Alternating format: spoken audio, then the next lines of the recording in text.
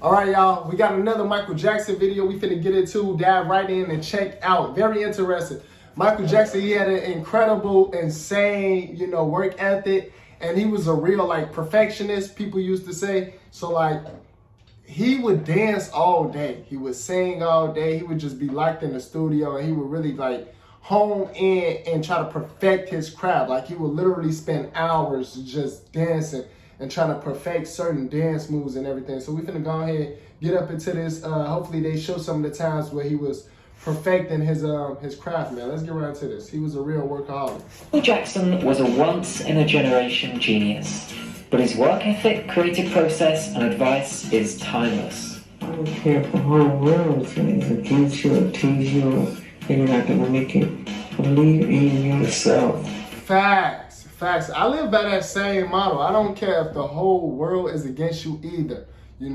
All you need is yourself. Believe in yourself. Put in the work. If it's 3 in the morning, 4 in the morning, 5 in the morning, it don't matter. Put in the work to the extreme measures and prove them wrong. Prove them wrong. It's nothing but, all you got to do is just work hard. Just put in the work. Let's go though. So here are a few simple ideas that we can all take away from his creative process. Study the greats and become great. We all know Michael Jackson had a difficult upbringing, but like the rest of us, Michael loved the music of his childhood, and he was continuously inspired by these artists. James Brown, Jackie Wilson, there's so many great singers. Not only did he allow this inspiration into his work, but he worked with them whenever he got the chance. Whether this was Diana Ross, Quincy Jones, or even Paul McCartney. I love Beatles music. I just love great music. But Michael Jackson didn't just love music. He loved all forms of art, and he studied the greats from any art form and from any era.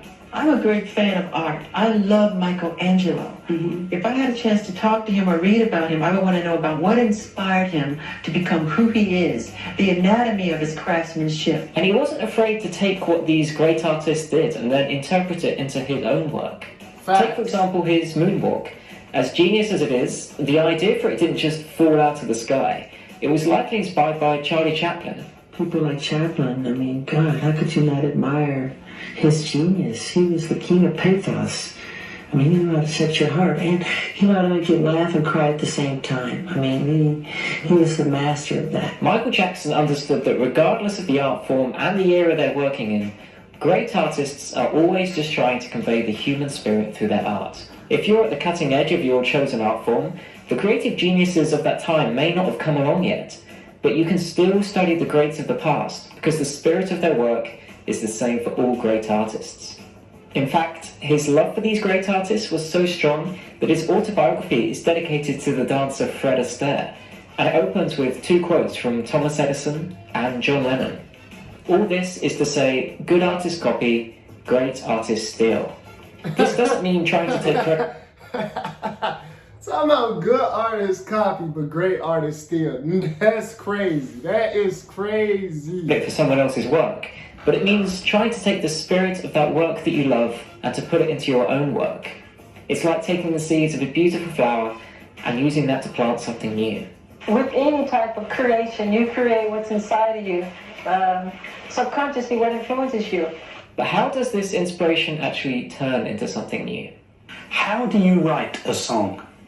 How do you write I'm a not song? gonna lie, that's a great question, bro. That's a really, really great question. I be wanting to know that too. How do they know where to start off in a song or anything? Or how do they know what they should say to start a song? Or that's a great question. How do you write a song? Perfect question. I'm not gonna lie. How do I write a song? Well, everything about Michael Jackson, from his songwriting to his dancing, was so original and so unique. But what links all of this together was his ability to create so fluently. if I sat here and played some chords, whatever, and said, I'm going to write the best song I've ever written, nothing happens. Something in the heavens has to say, look, this is the time that this is going to be laid on you, and this is when I want you to have it. You can't force an idea to come, but if you allow things to happen, you'll notice that ideas come along actually quite easily. Well, the songwriting process is something that's very difficult to explain because it's very spiritual. As if it's been written in its entirety before you were born, and you're just really the source through which the songs come. They just fall right into your lap in its entirety. You don't have to do much thinking about it. The amazing thing about this is that often... Wow. He said like he just fallen. So basically all the hits just fell into Michael's lap. So like what, Michael? Come on now. That wasn't no help. Like what? He said like it just fall into your lap. Like all the hits just fell in his laps. Like damn. That's how you know he was really good at what he did, because he can't even explain it for real. He like, shit, it just come to you. It just fall in your lap. Often the best music is developed in this way. You might think that, sure, loads of ideas will come along, but it still takes lots of work to find the really good ones. But actually, the less thought that goes into it, often the better the result. Now, I remember when I wrote Billie Jean, I was riding in my car down Ventura Boulevard. All I said to myself beforehand, I want to write a song with a great bass hook, you know, and I just let it go, really. And then several days later, you know, you know, the whole Where did that come from? From above. And like the rest of us, for Michael Jackson, overthinking an idea often led to a worse creative result. Take, for example, the introduction of Don't Stop Till You Get Enough. Michael sent me a note. Could you please take off the violins in the introduction? No, it's messed up my groove. You know what that line was? Diddle, diddle, diddle, diddle, diddle, diddle.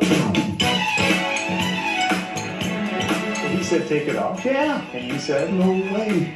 That's one of the strongest parts of the introduction. Diddle, diddle, diddle, diddle, diddle, diddle. But this is understandable considering Michael Jackson was an absolute perfectionist. Many people throughout the years have since given an account of what Michael Jackson was like to work within the studio, and they all come back with the same observation. Oh, he was a perfectionist, absolute perfectionist.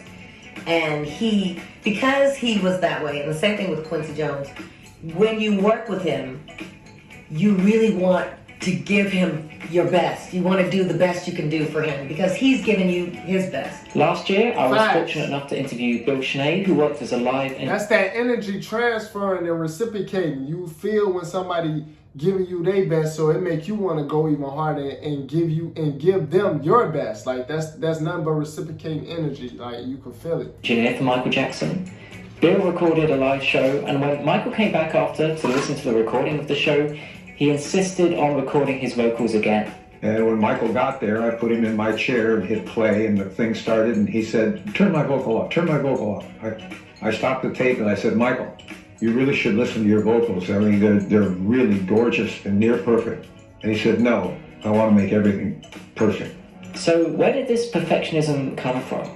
Well, it's something he learned from Berry Gordy, the founder of Motown during his early days with the Jackson 5.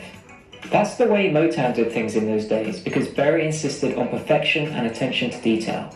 I'll never forget his persistence. This was his genius. Then and later, I observed every moment of the sessions where Berry was present, and never forgot what I learned.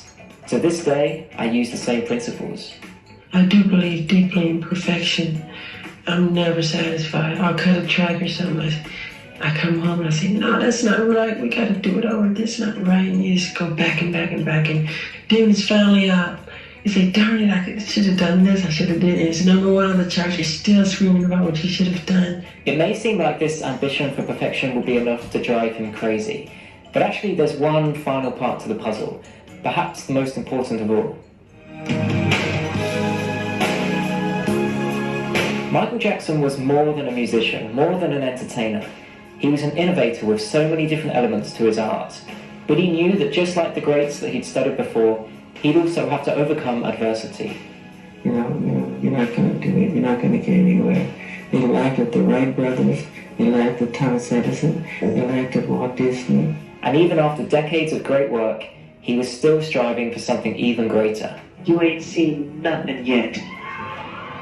One of the things I love about studying great artists from the past is understanding that whatever we do in life, there is always an opportunity to do something great. Persevere, believe in yourself, have confidence no matter what you do. Even if you're sweeping floors or painting ceilings, do it better than anybody in the world, no matter what it is that you do. Thank you so much for watching. If you made it this far. Hey, that's facts. That's big facts. It don't matter what it is. Try to be the absolute best in whatever you do, man.